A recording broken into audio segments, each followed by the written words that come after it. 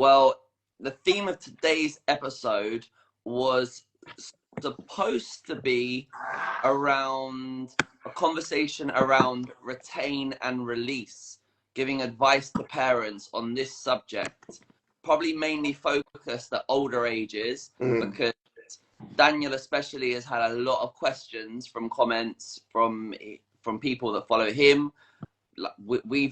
We've got some messages about it. I probably wouldn't say loads, but obviously it's a big part of football at all ages. If you're trying to progress it to become a professional footballer, this is always like lurking in the background. Every training session you're being assessed. If you're trialing, you're being assessed. Every match you're being assessed the whole time. You know, it's a big part of football. So I think it was a good subject to discuss, especially around this time of year. Yeah, I think this is a great topic, and I'm actually surprised it's taken us this long to speak about it, you know.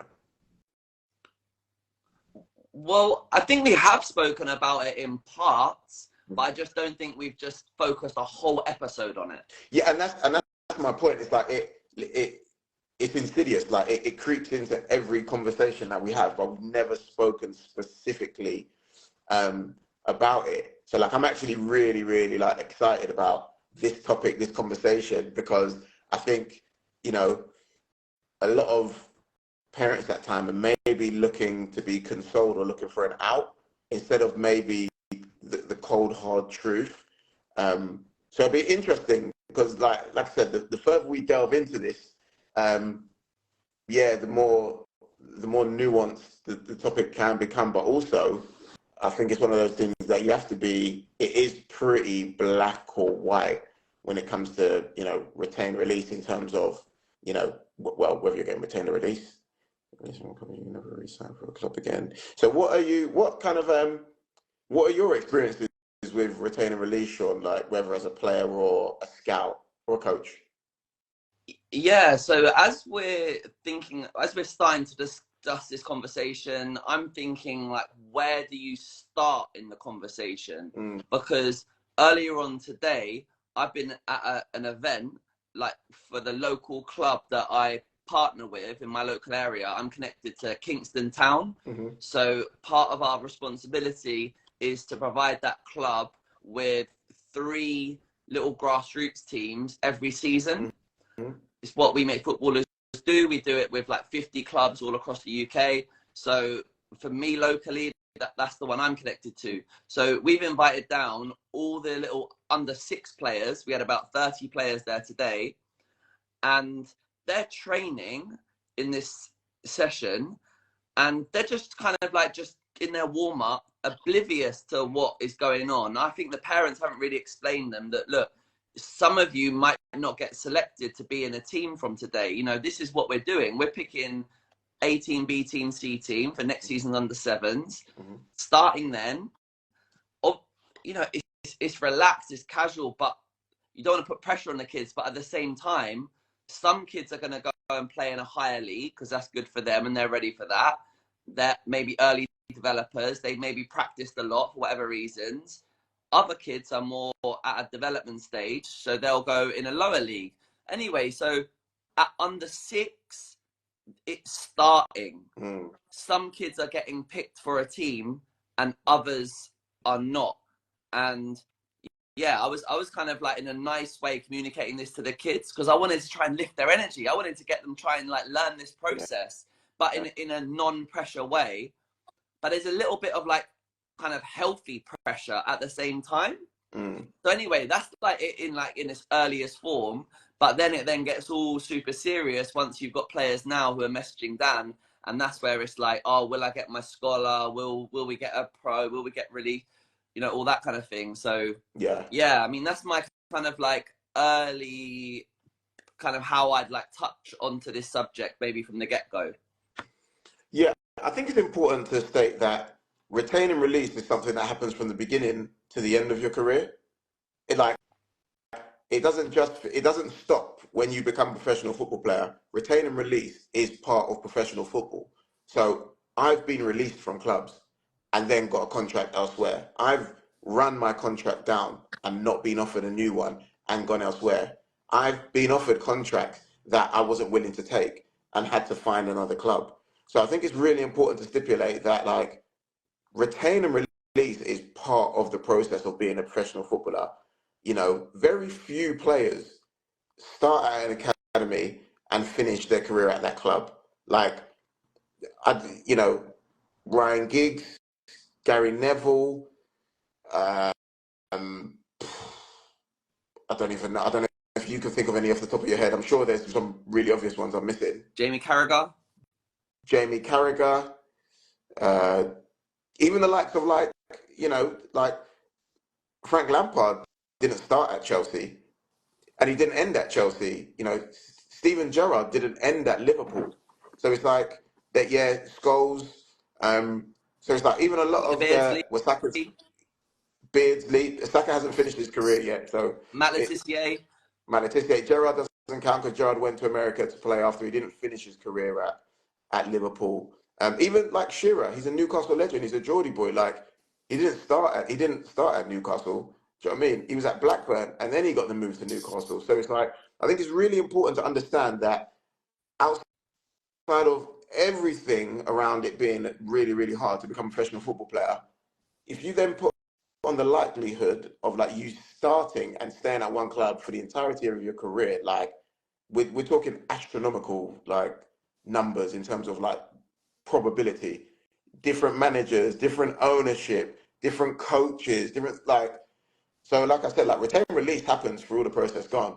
Yeah, so all right, how early do you think that parents should start helping their children understand this concept in football? Dan, do you want to, you know, you have a son that's still in the academy and from straight away, sort of, yeah, when I put a message into our group about this. So it's been the last 8 weeks has been retain and release for a lot of sort of the Cat 1s and Cat 2s. Cat 1s have done it early, and then Cat 2s have been sort of the last few weeks. My son Theo, who's an under 12, got his 2-year at QPR. And I remember I'd done a post just to say sort of, yeah, like, it was a really proud moment. But the reality is everyone is eventually going to get released. And it wasn't me. A few messages that I got were, stop being so negative. Odegaard didn't get released. Or I got so many messages about retain and release, and parents that was messaging me saying their child has been released, some bad experiences that they had. And my thing is, similar to what Darius just said, everyone is eventually going to get released. And so Ozzy Kakai, I had at an under 9, who's a right back for QPR. He's 27 years old. I had him as an under 9 at QPR and an under 15 at QPR. He has now been, you may not want to call it released. He's now not a QPR player after 21 years being at QPR. Very straightforward. I see that as you're being released. Your services aren't required no more. So it's not a case of being released at an under 13 or throughout your career. You will eventually get released. The club will not want your services because it is a business. And my thing with parents, and it's another topic I want to talk about later, is that, yeah, parents need to, what's the word? They need to let the kids know.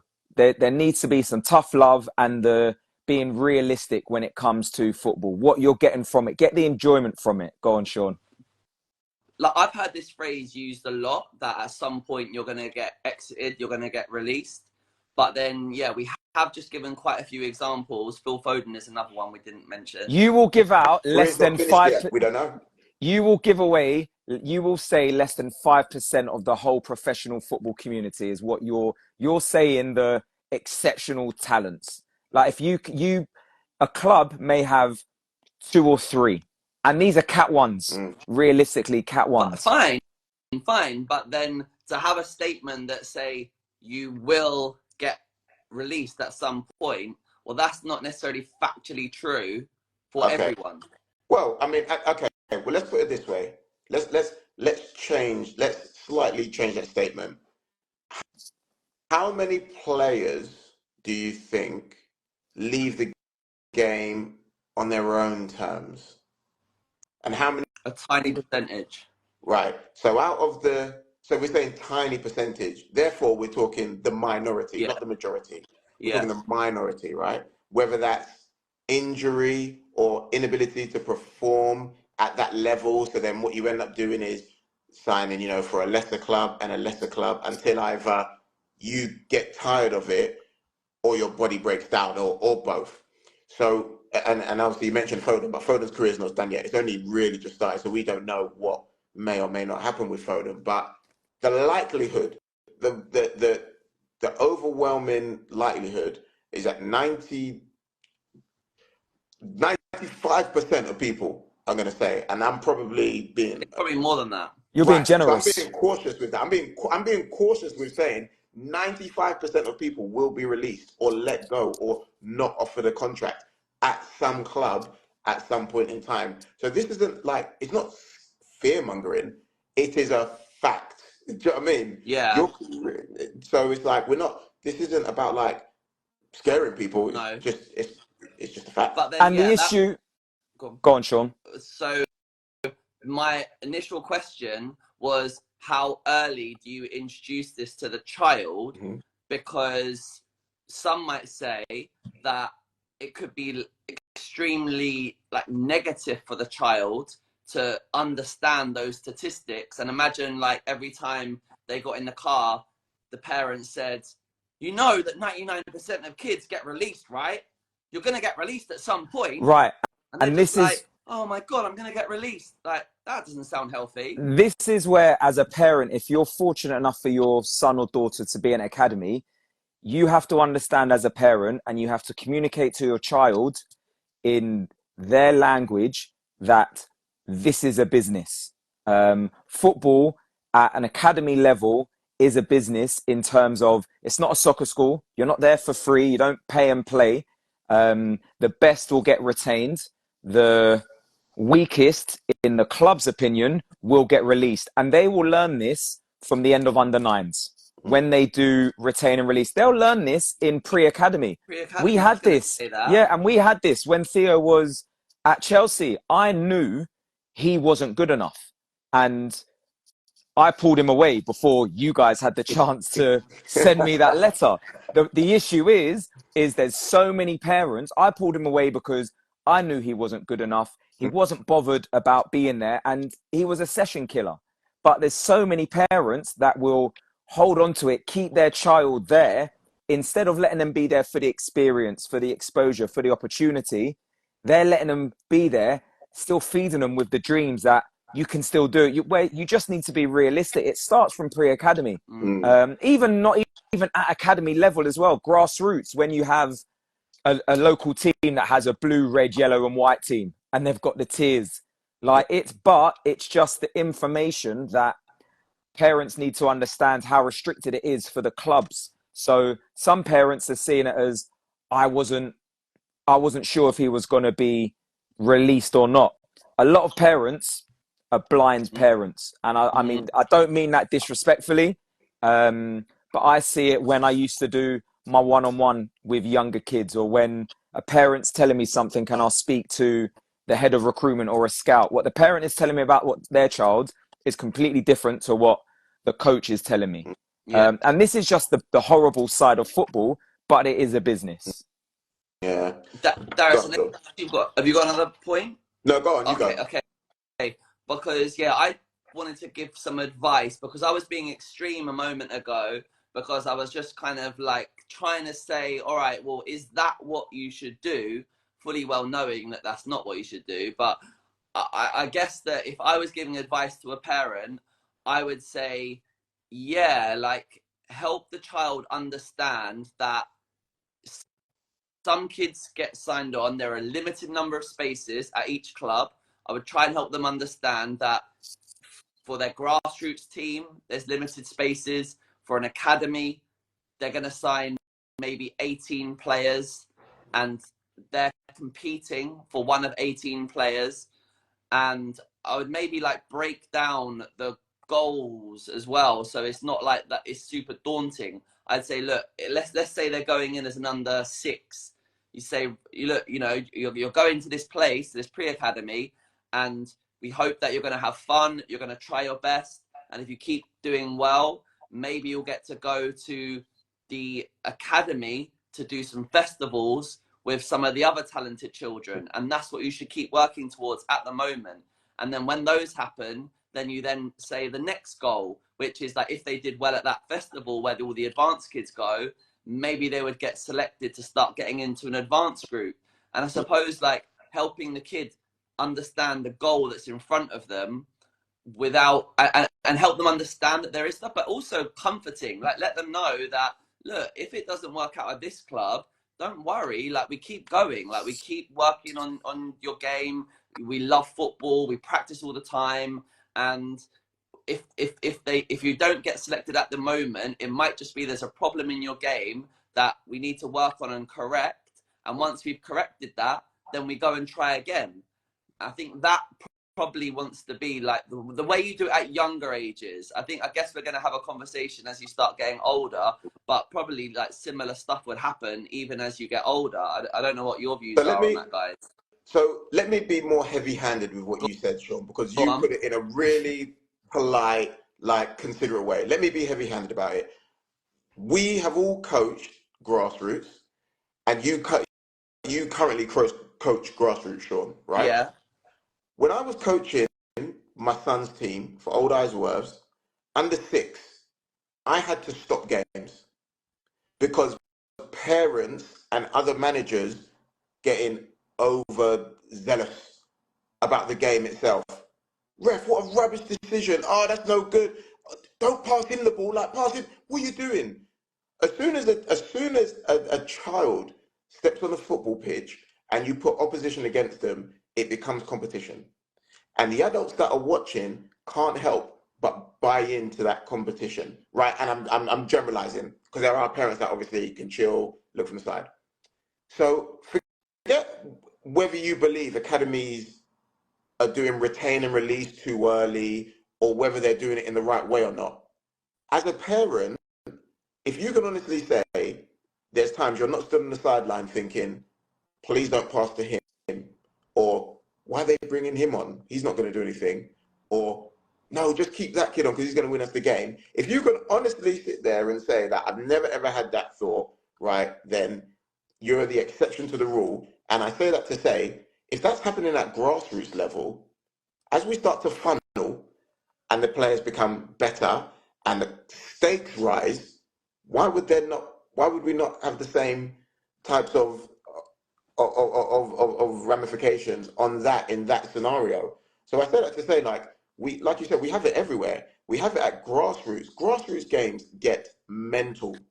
So yeah, but I'm not really following with what you just said there, how that relates to how we give advice to parents on what they should say to their kids with regards to approaching the pressures of retain and release that go on in football, whether it's grassroots or academy. So apologies. So for me, the best way you go about it is to become process driven. So you look at, like I said, you have your long-term goals, and someone said it to me brilliantly the other day. You have long-term patience, but short-term intensity. So everything you do in the here and now, you do with a real intensity, a real desire, and a real pride and passion, okay? You're also not beholden to whether you're going to get retained this year or the next year or the year after that. Because ultimately, what your goal is progress towards your bigger term goal. There we have a multitude, we just said it here, like everyone's going to get released at some point in time. And, you know, Eze Bariche, prime example, he got released about 3 times. Ebs, sorry, speaking of that, I sent a message to the parents that I know that, or the boys that got released, and I sent them the YouTube link. It's about a minute long where Eze talks about being released by 5 different clubs from under 9s up until under 18s. And it's just about, that's part of the journey. So, yeah. Declan Rice got released from Chelsea. Look at him now. So it's like, good. No, okay. Well, I know you have it, but effectively, what I'm saying is that, and correct me if I'm wrong, Sean, because I know you was about to correct me in that regard. Did Rice want to stay at Chelsea? Yeah. Okay. So regardless of whether, like, there may have been a breakdown in the terms and conditions, but ultimately, what was provided didn't suffice for both parties. Oh yeah. Yeah, he was Oh, released. Yeah.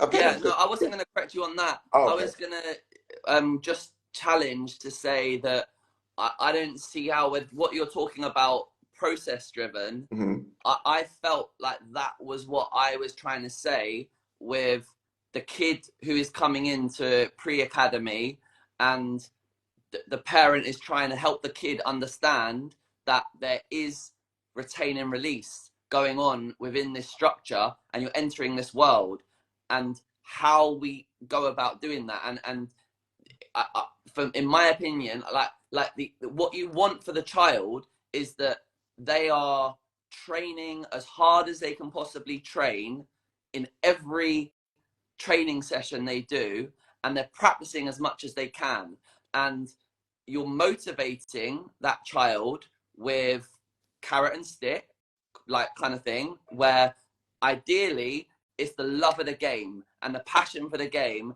that is driving them to be obsessed with practice, and just, they're just training constantly and they love it.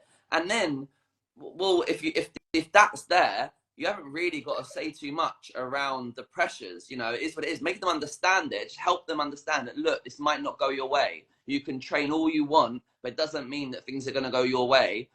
Help them understand that. But don't focus too much on that, because I've seen it where kids feel that pressure and they get stiff.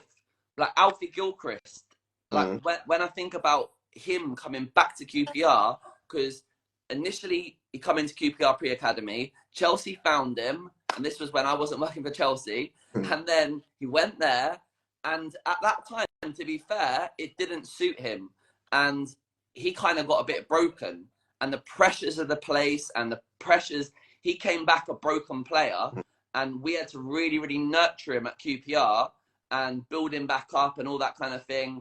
But yeah, I've definitely seen it a ton of times where pressures just make a child make bad decisions, don't take any risks, just really, like, think too much about the game, and it's not good at all. So let me pose this. Sorry, Dan. I want to pose this because I'm hearing you speak, and I'm agreeing that there is a love, a kindness, and a care that is provided when you're dealing with kids so young. It's a necessity. My issue is that you can say all of these things, do all of these things as a parent, but ultimately it comes down to the kid's ability to manage stress and pressure, because that is what football is. Let me make this very clear. Football is constant anxiety, it's constant stress, and it's constant pressure to perform. To become a professional footballer, you have to somehow be able to manage that well enough to be able to sustain a career. So you said Alfie Gilchrist was a broken boy at the time, yet he was still able to do what was necessary to be in the position that he's in today. And you guys, not at Chelsea. He at that first under. No, but it doesn't matter. Yeah. But my point is, it doesn't matter, because regardless of whether because the point is now is he's at Chelsea playing first team football. So yeah, whatever through his happens, journey, he learned how to cope with those pressures. right? He learned how to cope, because you know what it's like, and this is a bit off tangent slightly, but it's like, prime example: you break up with the person you love, all your mates and your family have the best advice for you, but until you're ready to take that advice and born and be able to enact it, it's irrelevant. It doesn't matter. So my point is this: it comes a point in time where it doesn't matter how much love, kindness, care, empathy, and advice you provide. There comes a point in time where that boy, that girl, that kid has to make the shift in their mind to be able to do it. And that's why, like, when we have this conversation, I think it's really important to know, like Dan says, like, what a parent's job is to provide the context, because kids don't really have the comprehension skills at that point in time. And maybe I'm doing kids a disservice, but it's really important that we go, okay, how can I provide enough context that doesn't go over your head, that isn't too nuanced, that you can understand in some way, shape, form, or fashion, so you can get what's happening here. The importance. Yeah, the importance of it, without putting the pressure on you to go like, you have to do, like, because if you don't get, you know, it's coming to the time where you're going to get released, like, you're going to get released at some point in time anyway. So you might as well just do your best to enjoy it and focus on, you know, improving, if that makes sense. My next part to this is, if your son or daughter is released from an academy, do you then send them on trial straight away to another academy? I have always said, and the year 2 seasons ago, I thought Theo was going to get released from QPR, and I'd already told the grassroots team that he was going there, because my thing is, yes, in an ideal world, if your son or daughter gets released from an academy, you want them to go straight to another academy. They get signed, they just move on. It doesn't work like that in reality. It's a new coaching environment. It's a new set of players. They don't know their style of play. The other players and coach doesn't know them. And worst case scenario, your child gets released from the club that they're at. They then go on trial to another club. If they then get rejected, then what is the psychological damage that they are going through getting rejected again? So my thing with Theo, and every parent and child is different, was I would want him to go to grassroots for 3 or 4 months and stand out. If he stands out then and gets his glow back, gets his confidence back, then I know he's ready for the next step up. If he doesn't stand out and just fits in with the other grassroots players, then the academy was right and he wasn't ready for that level. But what are your guys' thoughts on, you get released from an academy, do you then send the kids off to another academy for trials? I'm thinking about, in my A levels, I did my English literature exam, and I knew after I'd done the exam, like I'd messed it up. On the same day I had my driving test. I failed my driving test on that day, and I was just like, I'm never doing this driving again. I'm not doing it. And my mum was like, no, you are. Come on. And she booked me another test, and I passed that next time. And I feel like it was good encouragement from my mum, like not making me like wallow in just my sadness. I think like I think the parent has to make a call, and they've got to be really, really objective with it, because there are tight windows around April, May, June, July, or sort of that sort of time, like August. Clubs are much more open to taking in trialists around that time. It's a lot easier to get players in the door.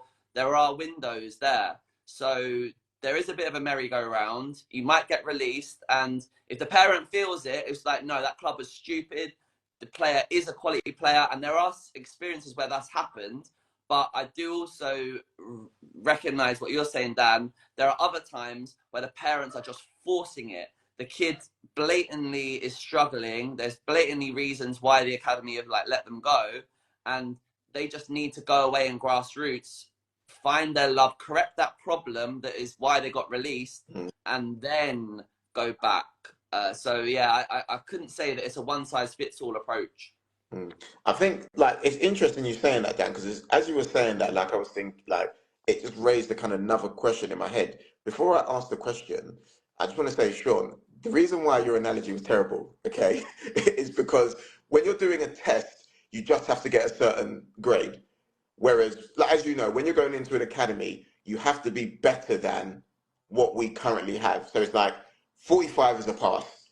Everyone gets 45, everyone passes. It's not like, oh, well, 10 people got 45, so your 45 doesn't count. It's like, it's just a standardized test where you need to get a mark. But with a trial, a football trial, you have to be better than what they currently have. So not only are you, I think the psychology around it is really weird, because you've been released, so you're coming in as someone who's been released because you're not good enough. Coaches and family members and an academy will already be familiar with what they already have. So you coming in is almost like, it's difficult, because we have to get to know you. You know, if we care enough, we have to get your backstory. We have to understand why you were released, what those coaches or that academy's thoughts were on you, all of these things. So the question that it kind of raised was, in your opinion, is the trial process thorough enough? Do you know what I mean? Is it that like, are there things that need to change about a general trial process if you go into an academy after being released from one? The flip side of that, though, the flip side with the trial process, and this is another topic, so I won't get too deep into it, you get 6 to 8 weeks as a trialist.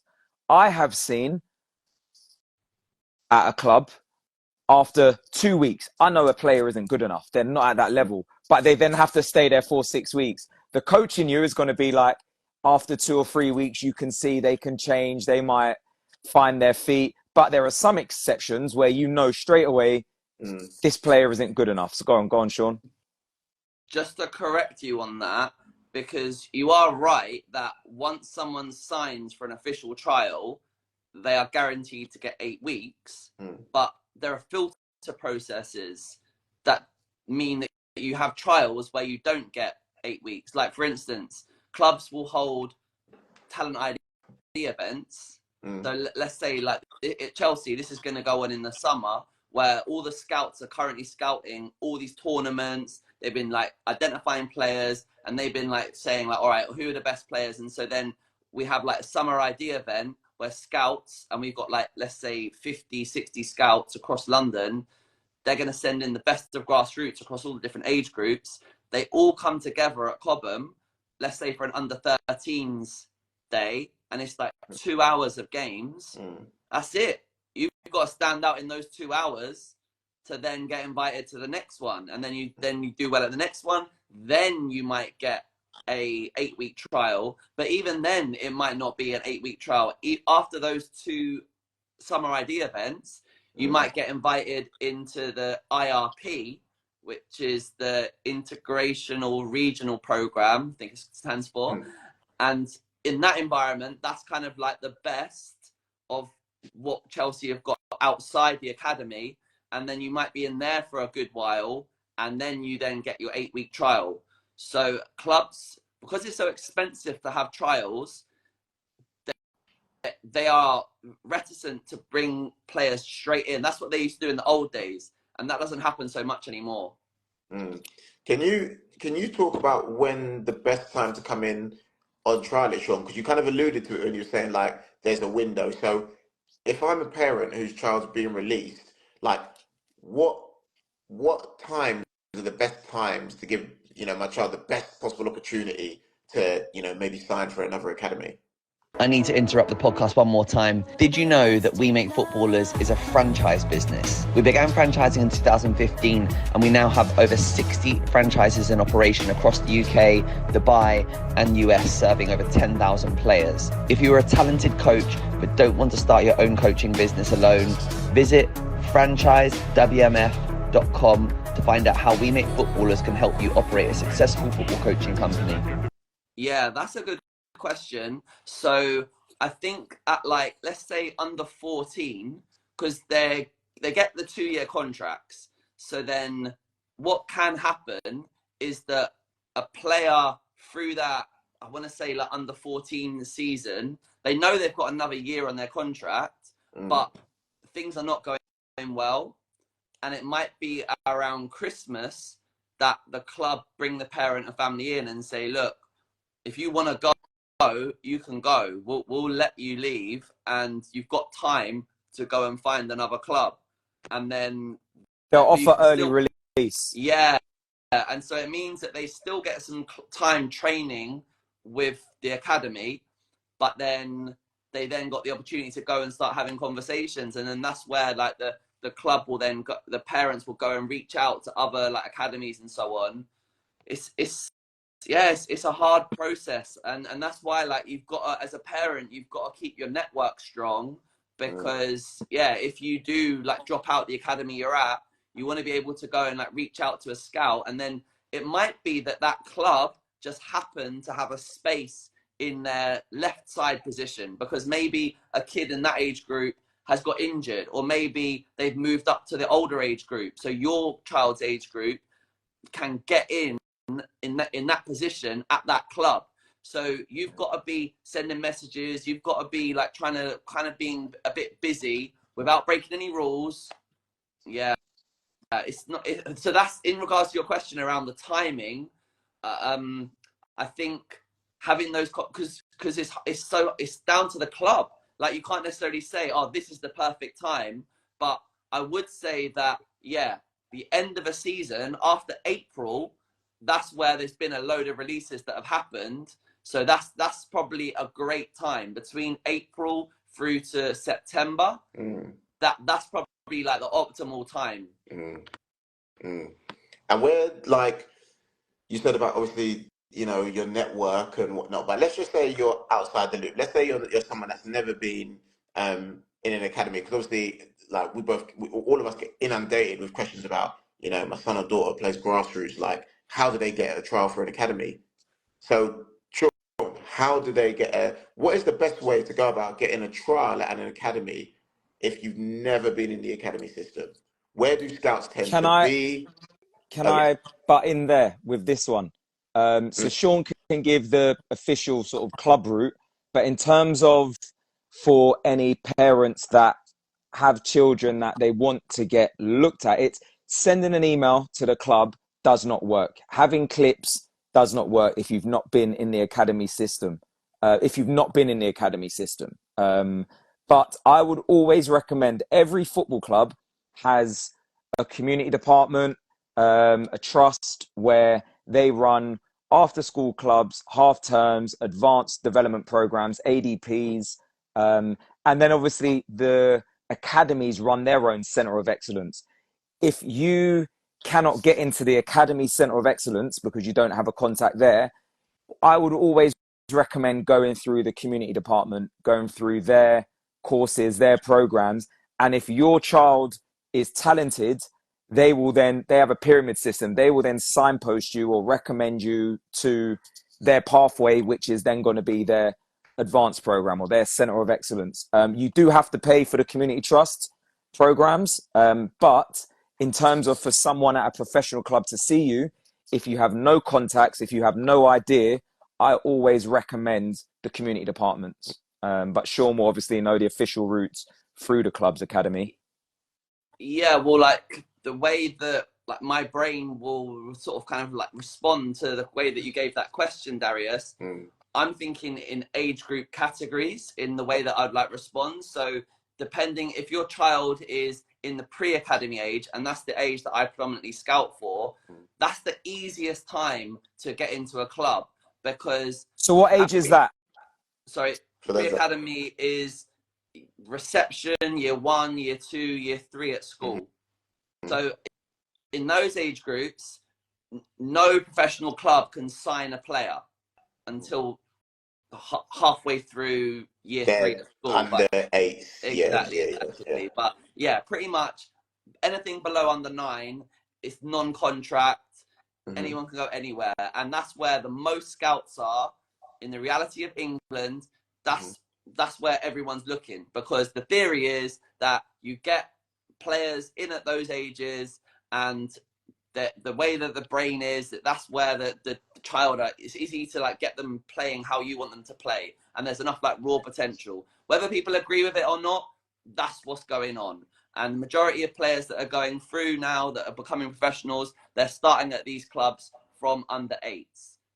So like, if you're at those age groups, yeah, you've got to find your way into a development center, go through that process, get into the advanced group, and then hopefully your child would get a contract.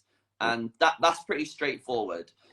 Then, like, let's say you're under 9s through to like under 11s. I'd say, yeah, I would say have your kid playing at a good grassroots team, and yeah, I think that's the best thing, you know, and that kind of like would go all the way through. I think that there are so many of these coaching companies where you could go on their Instagram, and if they've got a track record of getting players signed, and maybe they're going and taking their teams into pro clubs, and you can see there's genuine connections, then that is probably going to be a good place for your child to be at. And then they've got to have to stand out there, and hopefully those people in those clubs or those businesses, they're giving good advice to you and your child, and then it will find its natural course. That'll be my advice. So I think, like, again, we've spoken about retain, release, how to have the conversation, or with your child about that. But equally, because like I said, like this is a question that like I know you two get asked all the time, and I do as well, about how do I get a trial for an academy? And I think both answers are like really, really great answers. Like Dan said, the community trust, every club across the country, up and down the land, has a community branch where I can say as a fact, I know kids personally. So where I work now, there's a boy who made his first team debut, and he came through the community trust. He came through the community trust and has made his first team debut. Wow. And equally, like you said, Sean, find the best grassroots teams. Like, it's not hard. We're all on social media. We're all on Instagram. We see the coaches who are posting, kids who have had successful trials at certain clubs.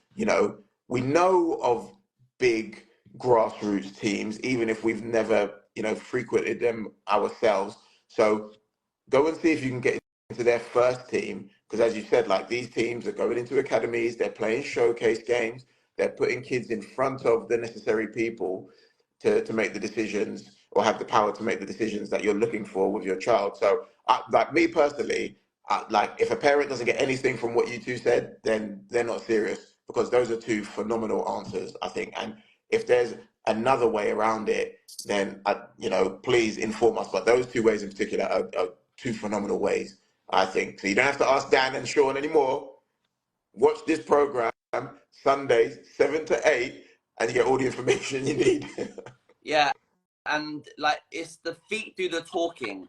Sometimes people might say, oh yeah, like, how do I get a sponsorship deal? Like, let's say the kid is actually like a good player, signed at a club, but they want to get like a good sponsorship deal, or like a next level contract, or like a much better contract than the other ones. Like, it's all about your child's ability. So that's the same again, some of this stuff about like actually getting in contact with the scouts or getting in front of trials, that's actually not that difficult. But actually, like, how good is your kid? How much of the game are they 9 out of 10 for? That is what you should be focused on. Bringing it all the way back to what you said at the start, Darius, it's about the process. And if from the very, very start, let's say your kid goes into a pre-academy from the very beginning, and you're having conversations with them about helping them understand that there is some retain and release, but we love the game and we're just focusing on how good you are, and what will be, I think that's the right approach. Yeah, I think ultimately, like, people need to remember, scouts, coaches and clubs, their agenda is to put their best product on display. So whether or not they get it right, their intention is to put their best product, in their opinion, on display. So whether or not they believe your kid is the best or not, their intention is to do so. So if they don't feel like it, like, remember what their intention is, what they're there to do, what they're trying to prove. So I think that's really important to remember when people are like, oh, my kid's better than this kid, and da-da-da. Well, if a coach doesn't think that, they might be wrong. But remember what their intention is. Their intention is to put their best product on display, because they want to win games just as much, if not more so, than you do, because their actual job depends on it. Do you know what I mean? You can go and get mad that your son didn't play well or didn't play at all when your team lost, but you're not going to lose your job over it. Like, coaches have to bear these things in mind in terms of, are they developing kids well enough to go out and compete and win? And yeah, go on, because I want to make another point about the winning thing. Oh, I just want to ask Dan a question. Yeah. Do you want to ask yours, or can I ask Dan a question? No, go on, ask Dan a question. All right, cool. Yeah, so Dan, what messages do you give to Theo about the possibility of being released from QPR? See, this is the difficult one, because the dad in me loves where Theo is, in terms of, he's not too bothered. He's not really that interested in football. He enjoys it. So the dad in me is happy. Like, what I do as a job, the gym, the facilities that we've got here for him to train and play, he doesn't want to do anything. He doesn't want to do the extras. He just enjoys playing at QPR, having fun with his friends, and he's pretty good. He's not amazing in his age group. He's average, but he's a defender, so he's quite strong and quick, so he can recover well. So the dad in me is happy with that. The coach in me understands the extras that he needs to do, how he needs to be more intense, how he needs to love it, how he needs to work a bit harder, want a bit more. So I'm at a difficult phase where, and like I said, 2 years ago, we had already arranged for him to go to a grassroots club because I was that sure that he was going to get released. But yeah, it's difficult because I know what I was like as a scholar. I knew what I was like at 16, how I fell out of love with football, and it was just work. It was just a business. So I see on social media, or I see from having conversations with parents, how Theo's an under 12. I see from under 11s, kids that are just on it, training non-stop. Some that are overtraining, some that are training just the right amount, but are still training more than what their academy do. And that is great, but that will eventually fizzle out like everything does. Because once they get to 14s, 15s, puberty, GCSEs, distractions. So, yeah, so I'm at that difficult moment where, yeah, he's not bothered. He's really not bothered. You got a few like fire emojis from your little like reply there, Dan, and I wanted to give some as well, but I feel like when you're on this, I can't give any fire, but I feel like it did deserve some. As a good but no, answer. but then you say that, but then this is the thing, like I am so competitive, and when he has a bad game, it presses my buttons, but I'm sitting at the opposite end on my own with my hood up and headphones in. So I really do want him to, I don't want him to go there and just, if you're going to, whatever he does, he has to be the best at. And that is my attitude. His isn't that attitude. So it's difficult where, he isn't there. The penny might drop, the penny might not, but we're there for the experience, and what happens. This is a topic, a side note of what I would like us to discuss. Oh, no. He was doing so well. Yeah. He was doing so well. Until just while he was while Dan's buffering, I just wanted to make everyone watching aware of a conversation that we had in our group, Sean. And for those of you that don't know, like, we don't just talk football on a Sunday. We talk football every damn day in some way, shape, form, or fashion, whether it's watching it, analyzing it, discussing it. Like, we just talk it in so many different dimensions. And Diego, who's part of the group, was talking about Brazil and the way in which they do things. And I found it so interesting, but equally, like, I was like, oh yeah, that makes so much sense. The amount of emphasis they put on winning in Brazil from a really, really young age, and how here, like, we talk about it. I say we, not necessarily us, but like what we hear a lot is that, it's detrimental. It should be development. It should be development, and we forget that the consequences of winning and losing are also part of development.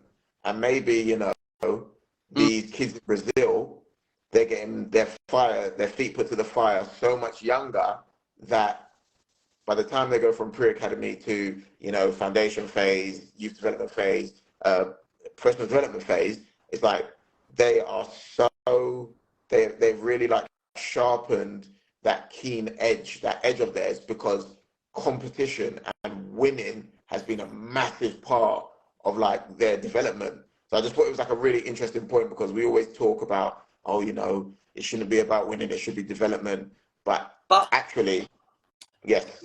Yeah, but you know what? I interpreted what Diego said a little bit differently. And Diego was actually in the group a little bit long. He was watching this video. So it would have been good to actually have him in. And Diego, message if you are still about, because it'd be good to have you answer this. But yeah, I interpreted it slightly different. Okay. And it goes into, and he did say it. He said that Brazil are doing a lot of things that aren't perfect. And they produce players sometimes in spite of some of what they've got going on. He definitely said that there's chaos in Brazil in a lot of the stuff that they're doing from a youth development point of view, but the chaos can help them. And like their population is so big. Like there was someone was saying on a podcast recently, they were like, for every 10 million people, you get an Einstein or a Tesla. And so that must happen with football players as well. So like with a country like Brazil, maybe their academy program at times might not be always like the best. I'm just like throwing this out there, but they're still going to keep producing amazing players just for the sheer population and amount of passion for football. Whereas like, let's say to Holland, who are one of the best countries in the world over time for such a small population, but the output of amazing players that they produce, their program is looked at all over the world as one of the best youth development programs ever. And their thing is very much at younger ages, not focusing on winning and losing, and much more around a pressure-free environment and let the players do their thing. And I think like England, where we've taken that on, I think we've really benefited from that. So I would tread with caution as I'm listening to you talk about, oh, you know, we need the sort of winning and losing, like the competitive. Oh, I'm saying it because like, I'm super competitive as well with the youngest. It's nuanced. It's very, very nuanced. Because you see some managers just get it completely wrong, but then you'll get others that are just too soft, much too soft. So I'm not giving the perfect answer, but I'm not saying that it should be going back to how England used to be in the old days, because I think we used to have it really wrong. Right, I'm back now. Sorry. And I can't remember where it cut out. My suggestion, next week or the next couple of weeks, a topic I would love us to talk about are bad footballing parents. And it will push a few buttons, but my son, we played Arsenal today. And there was two dads in front of me, Arsenal parents, and I wanted to film the grass. I was so close to filming the grass just so I could record how they were talking to the boys. And it was pushing my buttons today. They were the next Pep and Arsene. I'm telling you, every time telling their players, stretch, push up, go long, like, come on, ref, call him for things. And it was embarrassing. It was frustrating for me. And we battered Arsenal. I mean, they brought their year younger. And it made a difference because they just really struggled. It really made me think about these parents. And this is at Arsenal. And I spoke to a friend of mine who is up there with sort of the head of recruitment at Arsenal. And he already knew the parents. I told him Ant and Dec, Chuckle Brothers. Like in this specific age group, it was. But this is at Arsenal. And if you're getting this at a Cat 1, and don't get me wrong, 99% of the parents can be fine. It's just that one. But if they're getting that when there's 20-odd players on the pitch, the coaches, the ref, the subs, what are they then getting in the car journey on the way home? And I definitely think where you spoke about, we done a topic, 25 things to make you become a football player. I want to do a topic 1 week where we talk about 15 bad footballing parent habits, because we need to try and let the parents in their minds are thinking they're trying to develop their child, because I could see what the information they was giving their child was good information, but that's not their job as the parent. And if there's any way that we can do a discussion 1 week where we can just explain to a parent, you're saying go long because you're in space. The coach might have told him he wants them to play it out through the thirds. Like you don't, and it's just, and then the player is looking at the dads all the time through the, and it was hard today. So that's a suggestion for next week or the week after. Do we have time for one question? As a question has come in from a parent into the question box. Darius, I know you're strict with the timings. No, I'm good. Let's I'm I'm good. good. I'm good. I'm I'm good. good. The guy is a cool guy, and his kid is a really good player. Okay. I'm gonna read out his question. So, hey brothers, got a question I've heard many parents ask. If you have a under 6 born Q3 or Q4, that means the later period in the school year, for those who don't know, will they ever catch up a Q1 born? If so, when? So what I would say to that is the beauty of the game today is kids have a lot more opportunity. So when I was coming through an academy or a centre of excellence, as it was known at the time at Brentford, playing abroad wasn't an option for English players, and very few had done it before or were doing it while I was playing. Now, a lot of kids from younger ages have the option to go and play abroad. And I say that to say, if you're a Q3 baby in England, you might be a Q2 baby in France because they do it, birth year, whereas we do it school year, September to September. It's like England, for example, the national team do it from January to December. Academies do it from September to August. So we can talk about, and I know the stats show that you're more like that the people that are currently playing professional football, maybe it's just in the Premier League, maybe it filters down the EFL pyramid and so on and so forth, I don't know, are Q1, Q2, like predominantly. What are we looking at, Sean? Is it 79, 80%? Something like that?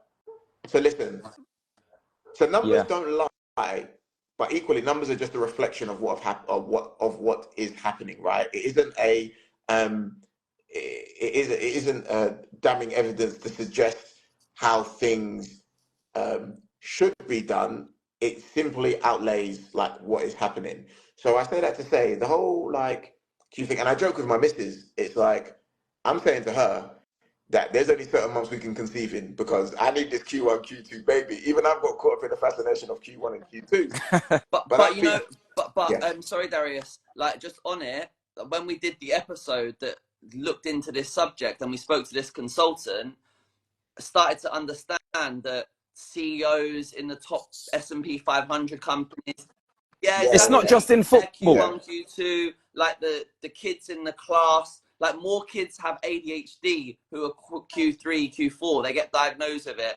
because they're less confident. They've had a lot less teaching when they go to school. So then they put their hand up less. There's more kids, there's more men in prison who are Q3 and Q4 than Q1, Q2. More suicides, Q3, Q4. Like, it's nuts when you look at big data on it. So should you? Like that's another reason why it's not just football that you want to be aiming for those months, Darius. So for those of you who just chimed in, what Sean is saying, if you don't want your child to go to prison, make sure you don't have a Q3. It'll be Project Prisoner, not Project Footballer. But no, but that's so then. Oh man, and we've kind of gone off on a tangent now. So then, what do you do as a parent to help your child get equal footing, or or become advantageous when you're having March to August baby? So now like you've been provided that information, and again, as we always say, it's the voice of youth football, and anything we say is to be taken with a pinch of salt and utilized in whichever way, shape, form, or fashion you decide.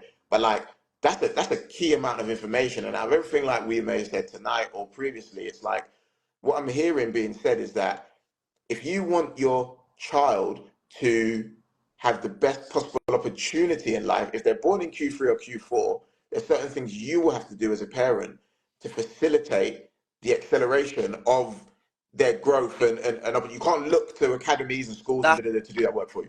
That's it. I mean, that was my sort of learning from like when I started looking into all this, because I'm just saying that probably there's a lot of parents who just assume that everything will be okay. The teachers are going to look after your kids. They care about your kid the same that they care about all the other kids. Like, you know, if they're falling behind, they're going to make sure that they're helping. Some teachers are like that. Maybe a lot aren't. You know, from a big data point of view, it seems that it's not. And so you, as a parent, have to go the extra mile to fight for your kids. And yeah, you have to recognize that, right, they are at a slight disadvantage because of that different in 6 months at the younger ages. So yeah, what are you doing to make your child feel that bit more confident, or do whatever you've got to do? And I think, like, recognizing it without making the child feel that they are a victim and there's no hope for them and everything's a disadvantage. Don't make them have that mentality, but you as a family, you know it, and you put in that extra work. And that was what I think is the best way to do it, because there are tons of examples of good players. Put in. Yeah, there's loads of good players that are Q3, Q4. There's loads of pros. You have to put in the extra work as a parent if you want them to succeed in professional football. And I've done a course with the Premier League where they spoke about the numbers behind Q3s and Q4s. And they didn't talk about football. They was talking about, like what Sean said, CEO. They spoke about youth offending institutes. They spoke about just the lack of job opportunities and mental disabilities. And it's just where Darius said about doing the extra to make them better. It's when you do the extras with Q3s and Q4s, that extra doesn't mean that extra is trying to put them on par. And it's the exact same with my daughter Amelia has got dyslexia. So she has a tutor, and that tutor isn't to get her above the rest of the level. That's trying to make her reach the same level as her age group. So it's the exact same with the Q3s and Q4s. You need to put in the extra work. If it's football, S&C, confidence building, developing them holistically, but that is going to put them on level with the rest of the players. To make it as a football player, they got to be the next level up. So yeah, definitely think it's about putting in more effort. Are we coming to a close now, Sean? I feel so. Yeah, the only reason I ask is I think, like, obviously we started with retain release, but we spoke about 3 like really, really important topics. One being retain release, one being, you know, Q1 to Q4, and the other one being around, it slipped my mind now. It was around like how we have the, well, it's 2 things. How we have the conversation around retain release. Oh, that was it. Sorry. How we have the conversation around retain release. Q1 to Q4, and then oh my god, it just slipped my memory again. That's really going to bug me. Oh, and how to best place your child to get scouted. So, like, do you two want to kind of, so someone start with, in closing, the best way to have a conversation with your child about retain and release? Dan, I'll throw it at you since you've got a kid in an academy. So conversation around retain and release, please. From the get-go, from the moment your child is able to go on trial or sign for an academy, let them know what the academy is. It's a business. Their job is to produce football players. Let them know from their heroes to the current players at their team that have been released, and the journey that happens. That at the end of each year, depending on what age group, you might get 2-year contracts. The club are going to retain the best players and release the worst players. Depending on the language that you have with your son or daughter, let them know we're not here for fun. You're not here for a soccer school. You are here to develop. And if you want to retain and stay, then you have to make sure you are in the top half of the best players. And as long as you're getting that message and you're having constant communication with your son or daughter when they have their reviews, you will get an idea about what direction that's going in. If it's negative reviews, just plant the seeds and let them know if you're not working on this, this is eventually what's going to happen. Like that, Dan. Dan, I'm going to clip that. We're going to get the editors on that. There's going to be some music behind it. You're going to see that all over TikTok next week. Fire emojis. So Sean, your moment of magic now. I'm a parent. My kid's never been in an academy setup, and I want them to get scouted. What are some of the best bits of advice you could provide for me to to give my child the best possible opportunity to be scouted. How old is your kid? My kid is 9. How much football have they played? They currently play, in fact, my kid's 10, they play loads of grassroots football. That's a hard question, man. It's a hard one. What are just some of the things they can do? Not necessarily, like, because it's not a science, but what are some of the things that we spoke about that would give my child, as a parent, the best possible opportunity? Am I going to the community trust? Am I trying to find the best team nationally or locally that do showcases? Like, do I know the best times to trial if I've been released from a previous academy? Like, okay. All right, let's assume that you don't know anything about football. I'm going to advise that you go and you seek out someone who is connected to a good academy. Probably a Cat 1 academy.